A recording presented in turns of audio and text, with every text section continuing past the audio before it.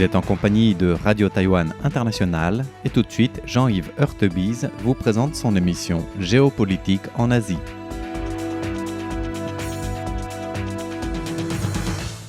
Chers auditeurs de Radio Taïwan International, bonjour pour ce nouveau podcast de notre émission Géopolitique en Asie.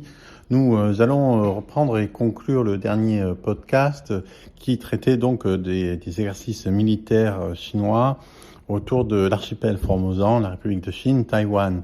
Donc là, dans le dernier podcast que nous avons évoqué certains faits de nature à indiquer, préciser, détailler la spécificité de ces opérations.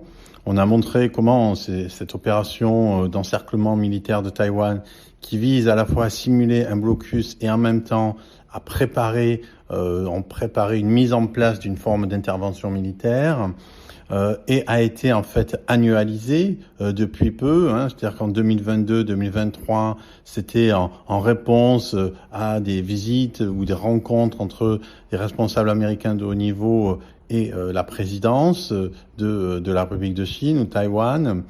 Et ensuite, en 2024, on a eu deux exercices militaires qui correspondaient à des fenêtres de tir de possibilités en termes climatiques et météorologiques, savoir avril et octobre. Et cette année, on a à nouveau in extremis, on dira deux exercices militaires annuels, avec ce dernier en décembre 2025, fin décembre 2025. Alors la date tardive peut être liée au fait que c'est une réponse à la vente de 11 milliards pour 11 milliards de dollars américains d'armement militaire de Washington à Taipei, quelque chose qui est toujours de nature à mettre en colère la Chine, puisque la Chine, on le sait, considère Taïwan comme une province rebelle qui devrait pas avoir les moyens de se défendre, puisqu'elle n'a pas raison de se défendre, puisqu'elle appartient en fait elle devrait appartenir ad vitam aeternam à la Chine, et donc c'est une des raisons sans doute de cet exercice militaire, avec aussi une réponse sans doute au fait que la première ministre japonaise, Sanae Takaichi, avait indiqué qu'en cas d'attaque de la Chine sur Taïwan, le Japon pourrait être impliqué, étant donné notamment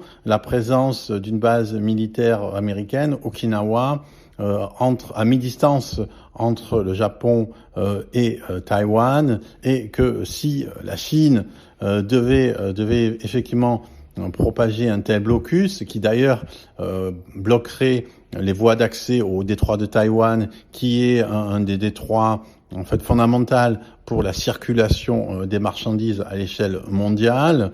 Donc cela provoquerait aussi une crise économique. Cela donc demanderait aussi de forcer certains navires à ne pas entrer dans la zone, dont des navires américains, dont des navires japonais, etc.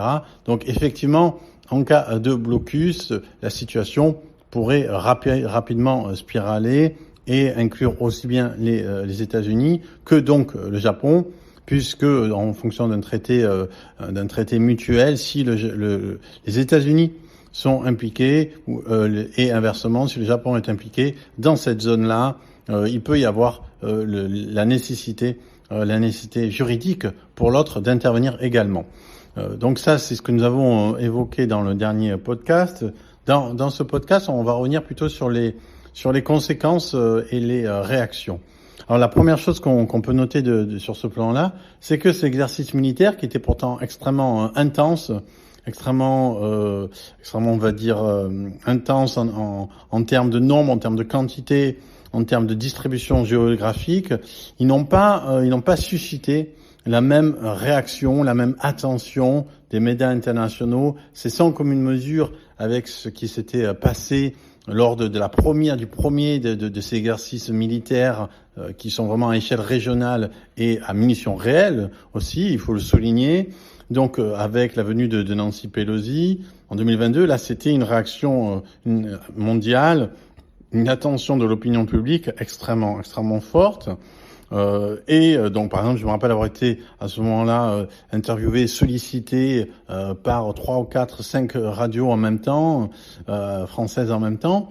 Donc là, cette fois-ci, même si on regarde dans Le Monde, même si on regarde dans les journaux qui traitent plus des affaires internationales, il y a eu effectivement assez peu de retours, assez peu à part des communiqués assez neutres liés à des communiqués qui sont ceux de Reuters ou de l'AFP, peu d'articles, d'analyse ou de compréhension, de mise en perspective.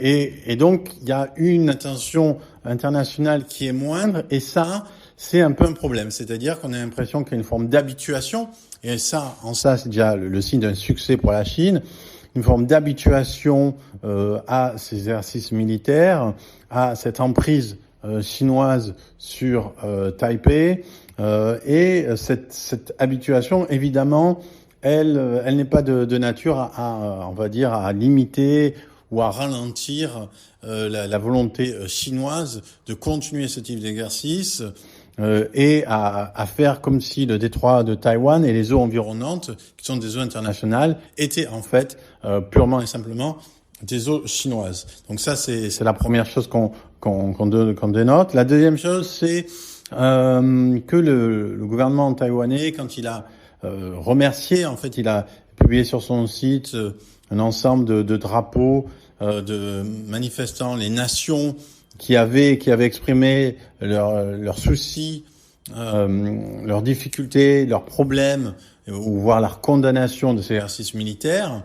Donc il y a l'Union européenne, la France, l'Allemagne, la Nouvelle-Zélande, l'Australie et le Japon, et ce qui est et l'Angleterre, et ce qui est très très frappant, c'est qu'il n'y a pas les États-Unis. Et ça, c'est sans doute la première fois depuis que ces exercices militaires sont menés par la Chine de cette envergure. C'est la première fois que les États-Unis n'ont pas officiellement affirmé un soutien à Taïwan, du moins à travers le principal responsable de l'exécutif, puisque la réaction de Donald Trump a été extrêmement mesurée, si l'on veut, extrêmement problématique aussi. Donc ce que Donald Trump a dit, c'est ah oui, je connais très bien Xi Jinping, c'est un ami, il va rien faire de spécial, ils font ça tout le temps, il y a rien il y a rien de spécial à signaler, il n'y a pas de préoccupation,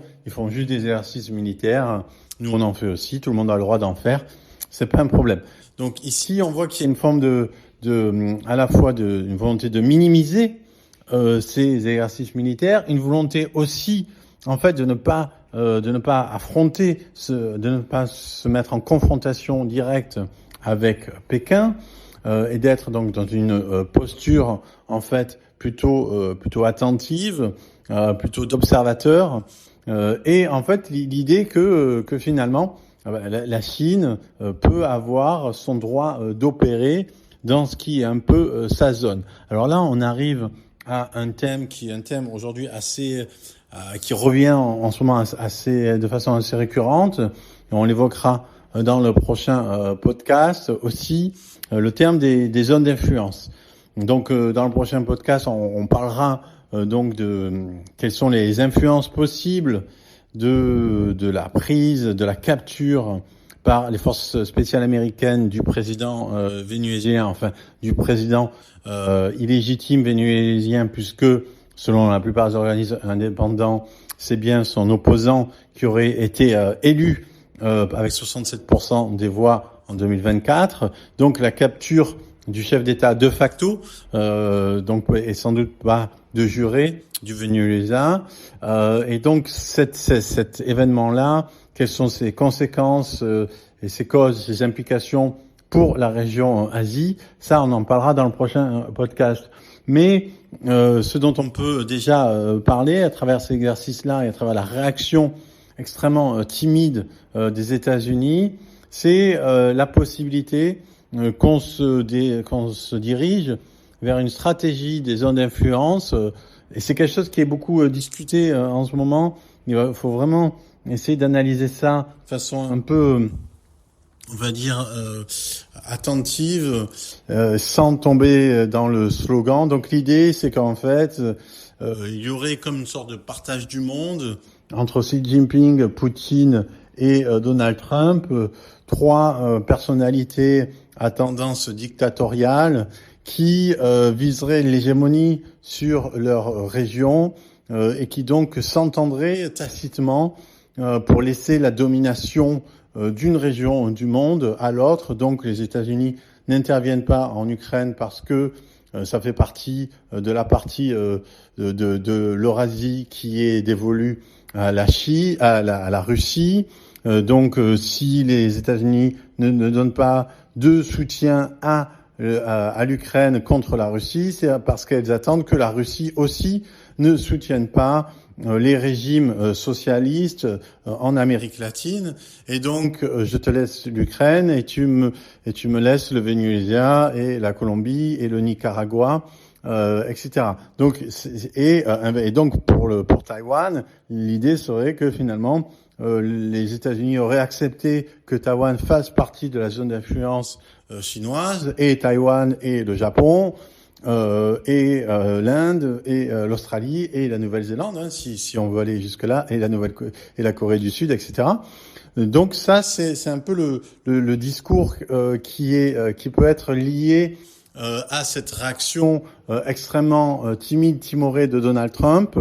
Alors, on va continuer à analyser cette idée des zones d'influence dans notre prochain podcast, quand on parlera de l'influence de la capture de Maduro sur la géopolitique asiatique. Mais il n'est pas tout à fait sûr que cette théorie des zones d'influence soit soit vraiment correcte. On n'imagine pas les États-Unis véritablement abandonner le Japon et les Philippines, avec qui ils ont des traités de défense mutuelle, l'Asie dans lequel ils ont des centaines de bases militaires. Donc ça reste quand même pour l'instant surtout un discours d'analyse qui aussi n'est pas très cohérent avec la réalité d'un monde économique mondialisé. C'est-à-dire que les flux aujourd'hui sont mondiaux. La Chine a des intérêts extrêmement importants dans l'Amérique latine. Et les États-Unis ont des intérêts économiques extrêmement importants en Asie. Donc il faut peut-être ici essayer de ralentir un peu sur cette idée de zone d'influence, sur l'idée que le Trump laisserait déjà la Chine, Taïwan à la Chine, et ce serait pour ça que la réponse des États-Unis à ces exercices militaires chinois serait mesurée. C'est une interprétation qui, je pense, doit être prise avec des pincettes et être analysée de façon un peu plus critique. Ça sera tout pour aujourd'hui. Donc, on se donne rendez-vous la semaine prochaine pour parler du Venezuela et de la Chine et Taïwan. C'était Jean-Yves Heurtebise dans son émission Géopolitique en Asie pour RTI.